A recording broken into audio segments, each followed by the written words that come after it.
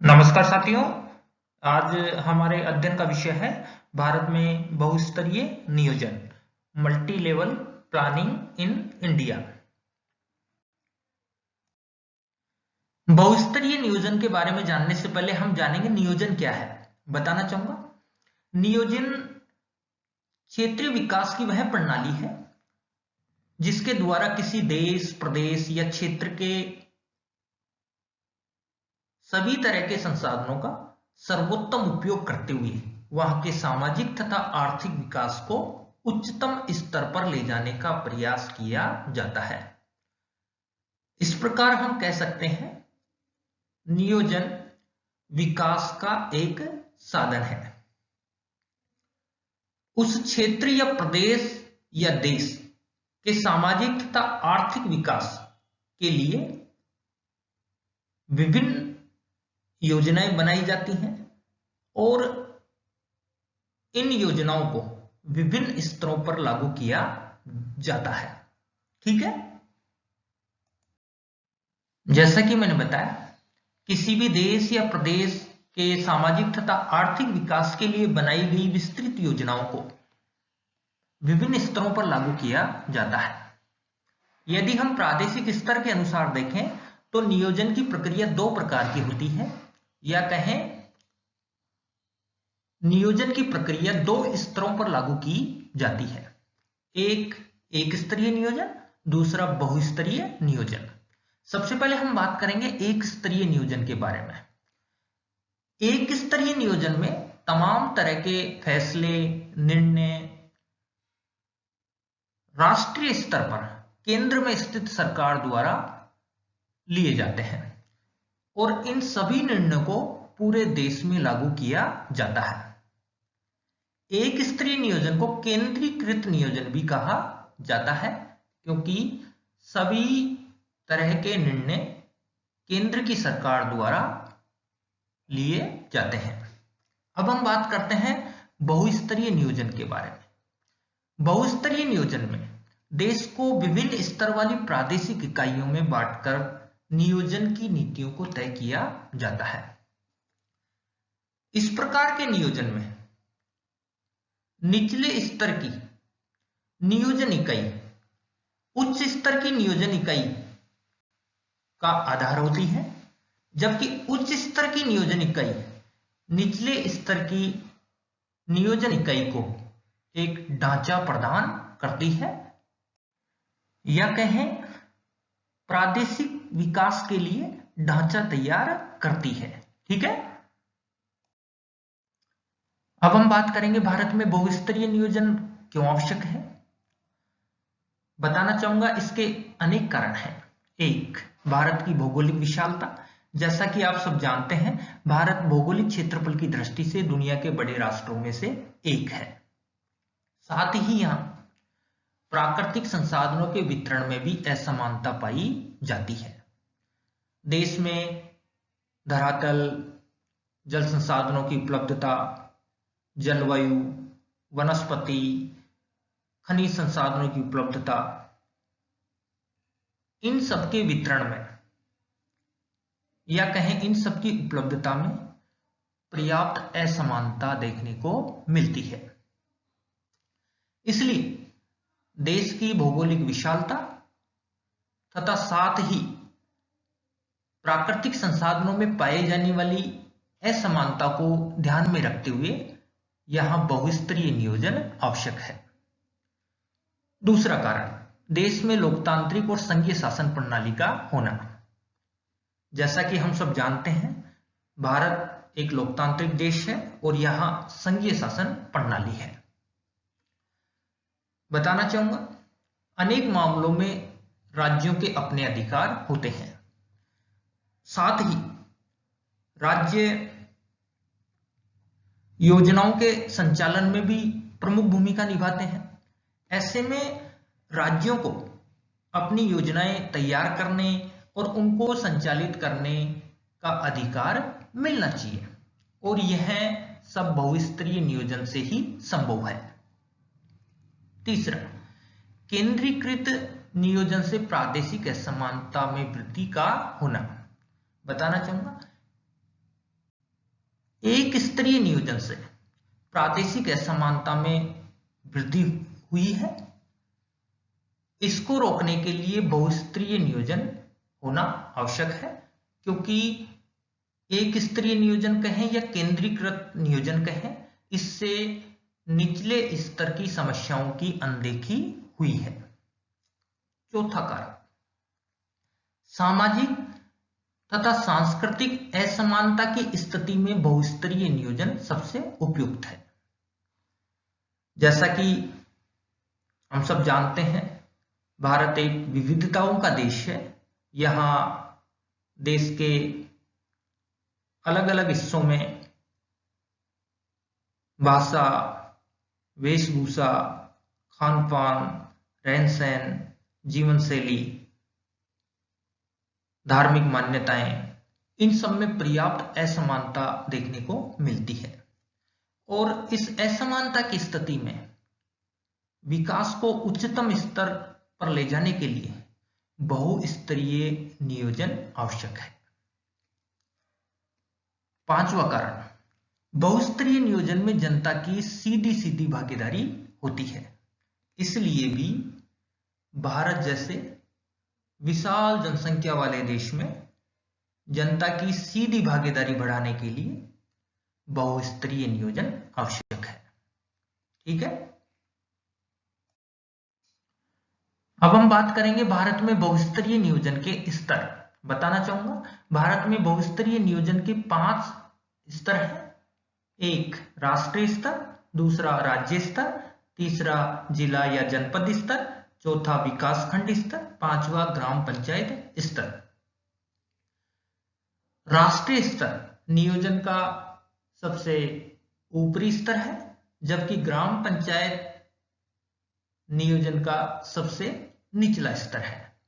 इस प्रकार आप घटते हुए क्रम में आप देख सकते हैं, राष्ट्रीय स्तर नियोजन का सबसे उच्चतम स्तर, उसके नीचे राज्य स्तर, उसके नीचे जिला या जनपद स्तर, और उसके नीचे विकास खंड स्तर, और नियोजन का सबसे निचला स्तर ग्राम पंचायत स्तर। ठीक है, अब हम बात करेंगे राष्ट्रीय स्तरीय नियोजन के बारे में, नेशनल लेवल प्लानिंग। जैसा मैंने बताया, राष्ट्रीय स्तर नियोजन नियोजन का सबसे उच्चतम स्तर है और इसकी मुख्य एजेंसी योजना आयोग है। योजना आयोग अध्यक्ष, उपाध्यक्ष और सदस्यों से मिलकर बना है। बताना चाहूंगा, योजना आयोग का अध्यक्ष प्रधानमंत्री होता है, किंतु आप भी इस बात से सहमत होंगे, प्रधानमंत्री अपने कार्यों की व्यस्तता के कारण आयोग को पर्याप्त समय नहीं दे पाते हैं। ऐसे में योजना आयोग का एक उपाध्यक्ष भी होता है।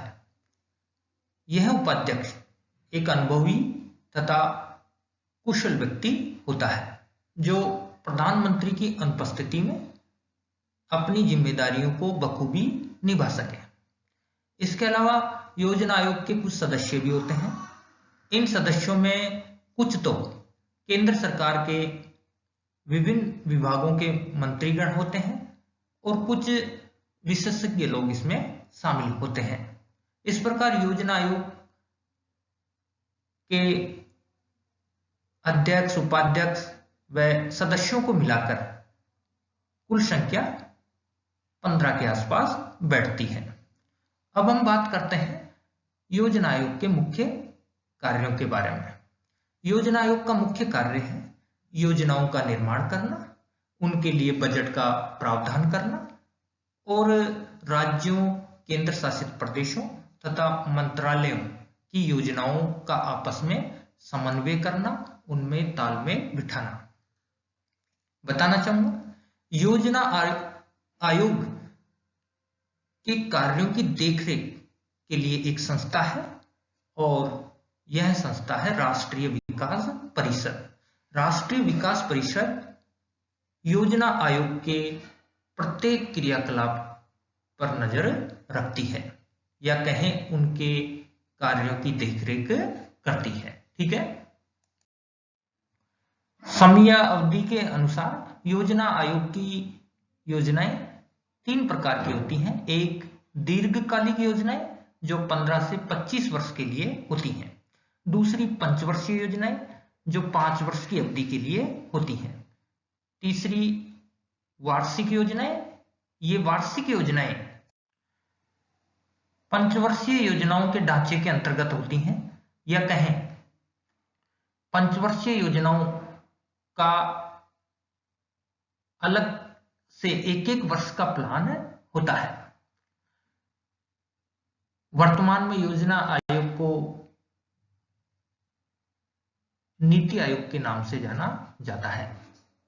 ठीक है,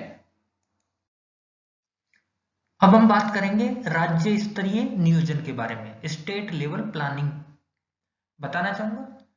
राज्य स्तरीय नियोजन का कार्य करने का तरीका भी उसी प्रकार है जिस प्रकार राष्ट्रीय स्तरीय नियोजन का है। जिस प्रकार राष्ट्रीय स्तर नियोजन में योजना आयोग है, उसी तरह राज्य स्तरीय नियोजन में एक राज्य योजना बोर्ड होता है जो राज्य के विभिन्न मंत्रालयों और विभिन्न जिलों की योजनाओं में समन्वय स्थापित करता है। इस राज्य स्तरीय नियोजन में राज्य योजना बोर्ड विभिन्न योजनाओं की रूपरेखा तैयार करता है और संसाधनों के उपयोग के लिए योजना आयोग से निर्देश प्राप्त करता है। मतलब राज्य योजना बोर्ड हमेशा योजना आयोग के संपर्क में रहता है।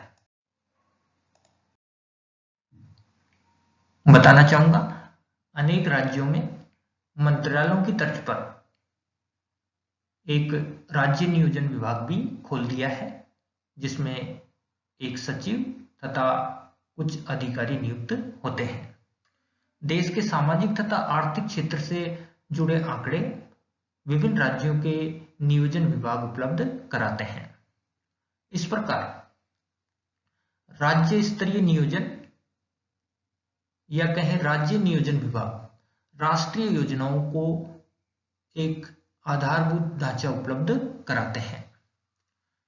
इसके अलावा राज्य नियोजन विभाग राष्ट्रीय स्तर की जितनी भी योजनाएं हैं उनका क्रियान्वयन करता है, या कहें संचालन करता है, पर्यवेक्षण करता है, या कहें उनकी निगरानी करता है, साथ ही उनका मूल्यांकन भी करता है। इस प्रकार राज्य नियोजन विभाग राष्ट्रीय स्तर की लागू की गई योजनाओं के संचालन, पर्यवेक्षण और उनके मूल्यांकन के लिए उत्तरदायी है। अब हम बात करेंगे बहुस्तरीय नियोजन के तीसरे स्तर जिला स्तरीय नियोजन या कहें जनपद स्तरीय नियोजन के बारे में। एक जिले की नियोजन में महत्वपूर्ण भूमिका होती है, क्योंकि एक जिला अपनी स्थानिक विशेषताओं या कहें स्थिति एवं विस्तार तथा प्रशासनिक ढांचे के कारण एक लघु स्तर का नियोजन प्रदेश बन सकता है। यह परंपरा ब्रिटिश शासनकाल से ही चली आ रही है। ब्रिटिश शासनकाल में एक जिले स्तर पर प्रशासनिक कार्यों और संसाधनों का प्रबंधन होता रहा है। आज वर्तमान में देश के प्रत्येक जिले में प्रशासनिक कार्यों, सामाजिक एवं आर्थिक कार्यों के कुशल संचालन के लिए प्रशासनिक तंत्र है, या कहें जिला स्तरीय नियोजन के संचालन के लिए कई विभाग कार्य कर रहे हैं और इन विभागों के कार्यालय जिला मुख्यालय पर स्थित है और इन कार्यालयों में कई अधिकारीगण नियुक्त हैं। ये विभाग जैसे कृषि विभाग, सिंचाई विभाग, समाज कल्याण विभाग आदि। देश के प्रत्येक जिले में अनेक विभागों से संबंधित कई कार्यालय खुले हुए हैं। ये कार्यालय अपने विभाग से संबंधित कार्यों का संचालन करते हैं, उनसे संबंधित सूचनाओं का संग्रहण करते हैं। इस प्रकार प्रत्येक जिला प्रशासनिक, सामाजिक एवं आर्थिक सूचनाओं का संग्रहण केंद्र होता है। जैसे उदाहरण के तौर पर एक जिले में स्थित सिंचाई विभाग, यह सिंचाई विभाग उस जिले में सिंचाई से संबंधित प्रत्येक प्रकार की सूचना रखता है। जैसे हमें उस जिले में कुल कृषि योग्य भूमि का कितना प्रतिशत भाग सिंचित है, तो यह सूचना हमें सिंचाई विभाग उपलब्ध करवाएगा। इस प्रकार प्रत्येक जिले में अनेक विभागों के ये कार्यालय उनसे संबंधित सूचनाओं का संग्रहण करते हैं।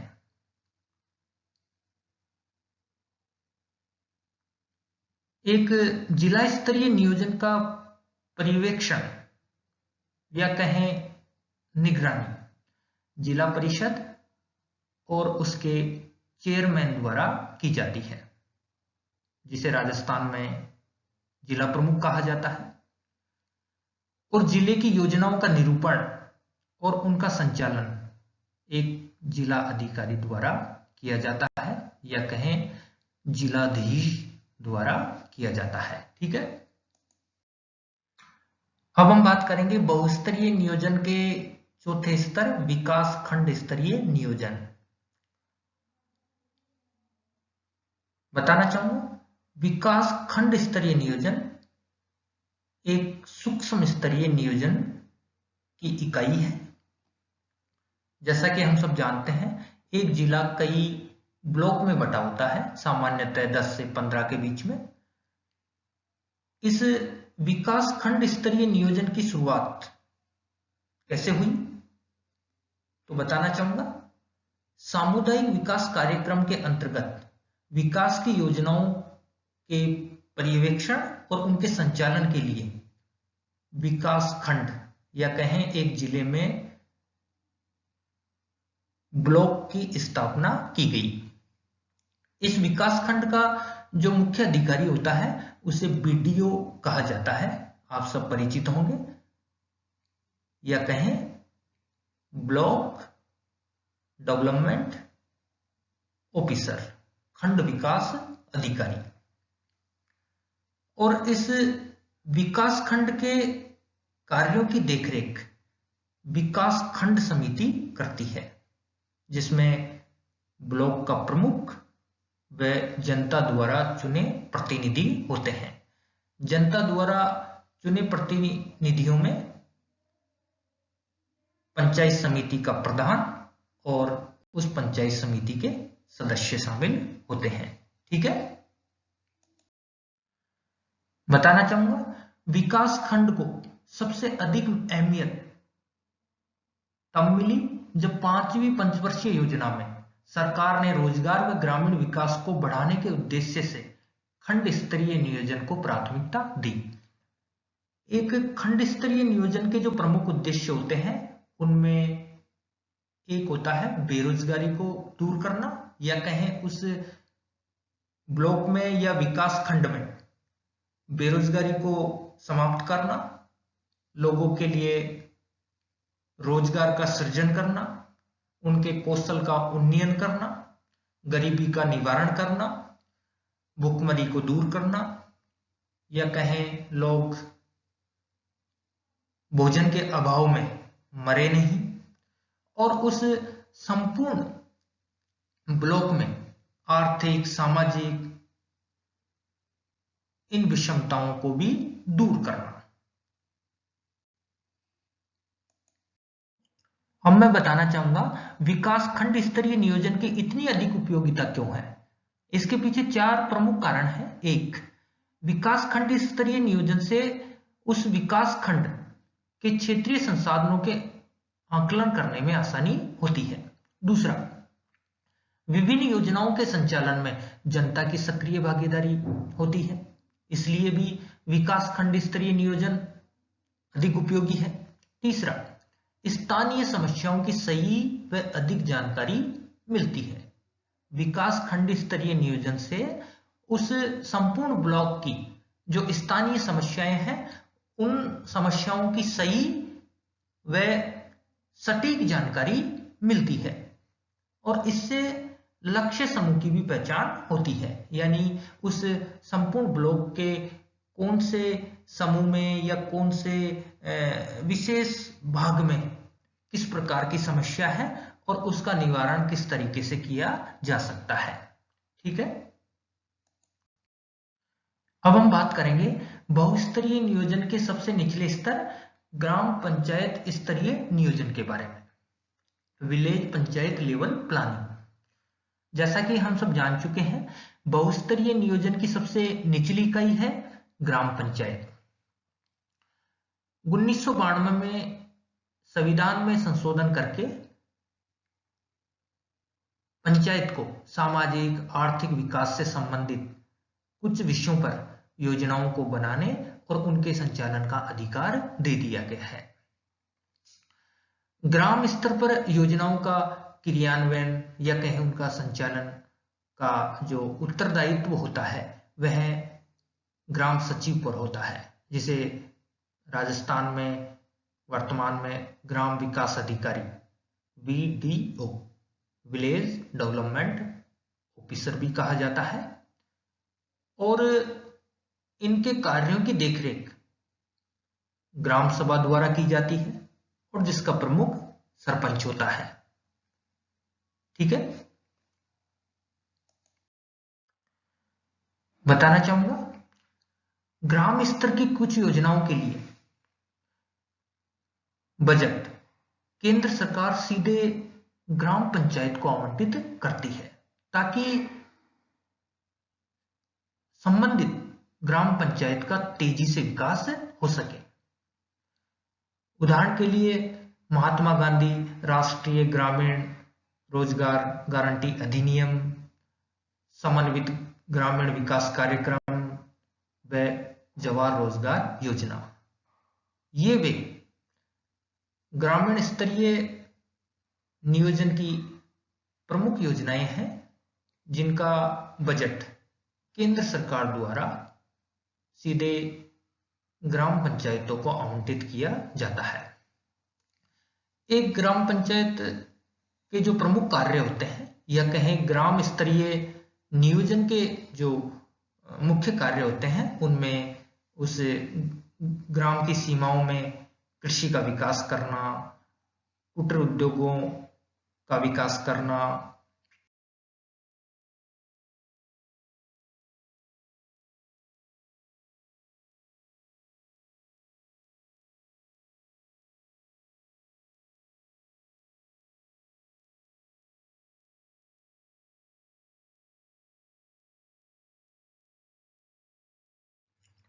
परिवार कल्याण से संबंधित कार्यों को संपादित करना और एक गांव के विभिन्न भागों में मार्गों का निर्माण करना, गांव की साफ सफाई, जल संग्रहण से संबंधित योजनाओं पर काम करना आदि अनेक कार्य एक ग्राम पंचायत द्वारा संपन्न करवाए जाते हैं। धन्यवाद।